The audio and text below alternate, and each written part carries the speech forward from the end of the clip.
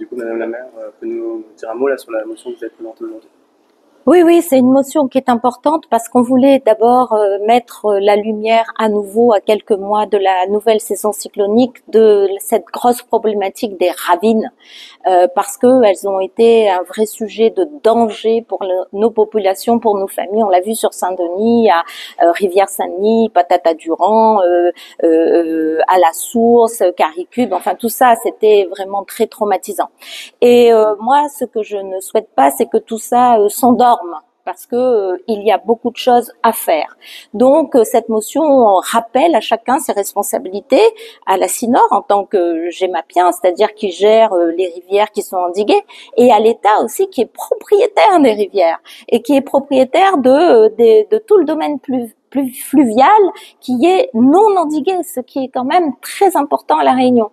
On est descendu dans les ravines avec la ministre de l'écologie, avec Manuel Valls, et aujourd'hui il y a un plan qui doit être rédigé, c'est une promesse de l'État, il y a 200 millions, et nous, ce que nous attendons, en tout cas à Saint-Denis, à Sainte-Marie et à Sainte-Suzanne, c'est que nous ayons la sécurisation de nos populations pour la prochaine saison cyclonique. Il faut nettoyer les rivières.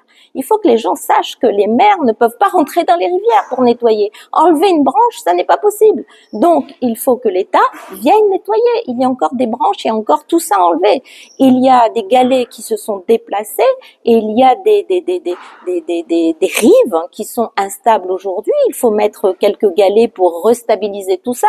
Il faut accélérer le travail. On doit avoir les autorisations de l'ADEAL et l'État doit faire tout ça. Donc moi, il y a une réunion bientôt en juillet, le 7 juillet à la préfecture, nous y serons. C'est un travail qu'on ne lâche pas depuis Garance, mais il faut maintenant passer à l'acte parce que nous avons 3 ou 4 mois de travail devant nous, c'est tout. Et il faut sécuriser, c'est un sujet de vie humaine, c'est ça le problème qui se pose aujourd'hui. Et s'il faut faire des sacrifices, que ce soit sur les financements, quels qu'ils soient les financements, il faut faire ces sacrifices parce que c'est la sécurisation du territoire. Et puis, le territoire aujourd'hui, il n'est pas du tout prêt à recevoir des phénomènes importants et cycloniques. Vous avez fait venir les ministres dans les ravines. Ça n'a finalement pas suffi pour qu'ils réagissent, pour que l'État réagisse. Ça a permis d'avoir le plan Valls qui est en rédaction aujourd'hui, les 200 millions promis. Maintenant, on va voir en juillet, le 7 juillet, si on va les avoir. Si on n'avait pas fait descendre, s'ils n'étaient pas venus voir, ce sujet des ravines passait comme une lettre à la poste. Personne n'en aurait parlé. Personne n'en aurait parlé. Donc oui, on a fait descendre à Patata-Durand. La ministre est venue voir le piège à cailloux. Et les 35 000 rotations aujourd'hui qu'il faut faire, la CINOR va le faire, c'est plus de 3 millions d'euros pour enlever ces galets. Mais ces galets ont été piégés et ainsi ça a évité de faire péter l'endiguement de Patata-Durand tel que ça avait été sous Hyacinthe, où l'endiguement avait été éclaté à l'époque et avait inondé le quartier de Decanon. Alors, le combat continue, mais je ne regrette pas du tout d'avoir fait descendre ces ministres dans les ravines. Au cours du débat, vous avez prononcé le mot expropriation. Y a-t-il une part de la population dionysienne qui pourrait être à risque de se voir exproprier s'il y a un nouveau bornage?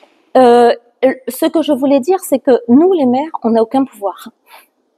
Aujourd'hui, on n'a pas de pouvoir pour nettoyer les ravines.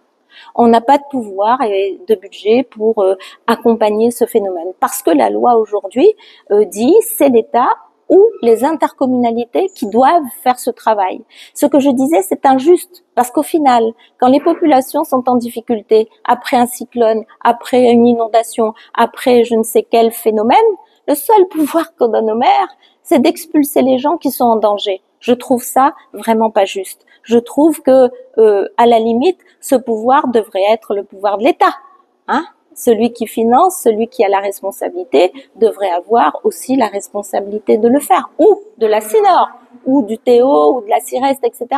Donc, c'est ça que je voulais dire, c'est que il y a cette injustice, et puis, il y a cette absolue nécessité de protéger la vie humaine. Et c'est absolument nécessaire. Tout ce qui est matériel, ça va, ça vient. Mais la vie humaine, ça va pas, et ça c'est pas un va-et-vient. Une fois qu'on l'a, on l'a. Quand on l'a plus aussi. Merci.